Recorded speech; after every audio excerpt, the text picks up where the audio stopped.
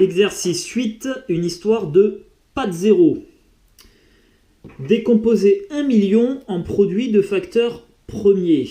Alors, notre nombre 1 million, donc 1, 1 et 6 zéros. C'est un nombre pair, je vais déjà pouvoir le diviser par 2. Allez, une fois. Donc j'ai déjà au moins un 2 dans ma décomposition.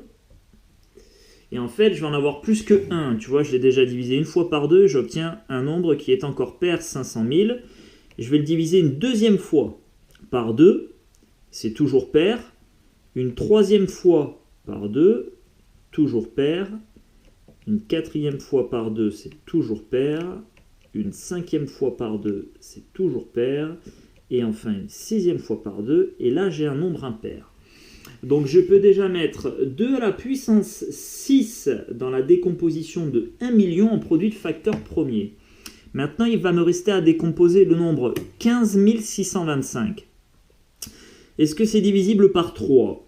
1 plus 5, 6. 6 plus 6, 12. 12 plus 2, 14. Et 14 plus 5, 19. 19, ce n'est pas dans la table de 3. Donc je vais regarder le nombre premier qui suit. 5. Oui, c'est bien divisible par 5. Alors, je vais regarder combien de fois je vais mettre mon nombre 5 dans 15 625. Donc, je le divise une première fois par 5. Ça se finit toujours par 5, donc je peux encore le diviser par 5. Une deuxième fois, je peux encore le faire une troisième fois. Je peux encore le faire une quatrième fois. Je peux encore le faire une cinquième fois. Et je peux encore le faire une sixième fois. Voilà. Donc j'ai mis aussi 6 facteurs 5 dans ma décomposition. On a donc 1 million qui est égal à 2 à la puissance 6 multiplié par 5 à la puissance 6.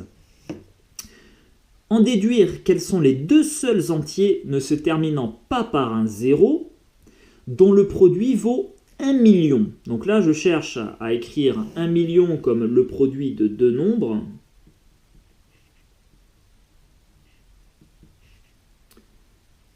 Avec deux nombres qui ne se terminent pas par 0. Alors s'ils ne se terminent pas par un 0, ça signifie qu'ils ne sont pas divisibles par 10.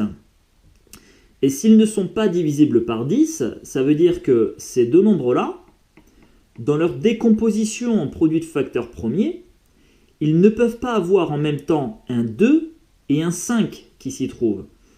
Parce que si tu as un nombre, là, je vais prendre un nombre n, dont la décomposition contient au moins un 2 et au moins un 5, donc après tu peux avoir ce que tu veux, hein. À partir du moment où tu as un 2 et un 5 dans sa décomposition, eh ben, ça veut dire que ton nombre il est divisible par 2 fois 5, c'est-à-dire 10, et nécessairement son chiffre des unités ce sera un 0. Donc là en l'occurrence, nous on n'en veut pas de 0 dans le chiffre des unités, donc dans ces deux nombres-là, tu ne peux pas avoir à la fois un 2 et un 5. Alors étant donné qu'un million, c'est seulement des 2 et seulement des 5 dans sa décomposition, et ben, pour ne pas avoir les deux en même temps, il faut que dans le premier nombre, tu n'aies que des 2, c'est-à-dire 2 à la puissance 6 qu'on va calculer. Alors, 2 puissance 6, donc je te rappelle, la touche puissance, elle est ici, x avec un petit carré là, ou des fois c'est un petit chapeau sur d'autres calculatrices. Tu cliques ici, tu écris 6, voilà, 2 puissance 6, ou tu peux le faire de tête aussi, en fait. Tu prends 2 à la puissance 1, ça fait 2. Tu le multiplies encore par 2, ça fait 4. Encore par 2, ça fait 8. Par 2, 16. Par 2, 32. Et enfin par 2, 64.